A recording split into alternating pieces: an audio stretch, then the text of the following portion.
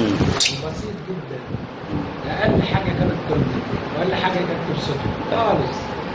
وفي الحقيقه لما يعني طبعا ارتبطت معاه كتير وخدته ايطاليا عندي قعد شويه وكده، ففعلا هو يعني من ابائنا صادق جدا.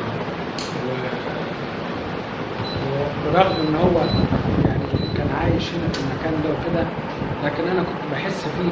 يعني انا شفته سنه 84 لما كان راجع من السودان، وكان البساطه بتاعته والمحبه بتاعته كده يعني جذب قلوب الناس كلها.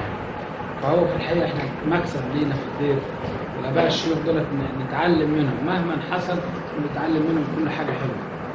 وربنا ينقي نفسه وينفعنا بصلواته، ويخلي ربنا يعوض الابهات. الرهبانه تسليم جيل بعد جيل، كل اللي بيسافر بيعبر بيجي كمان. فالبركه في الابهات في المكان ده. وانا النهارده سعيد جدا.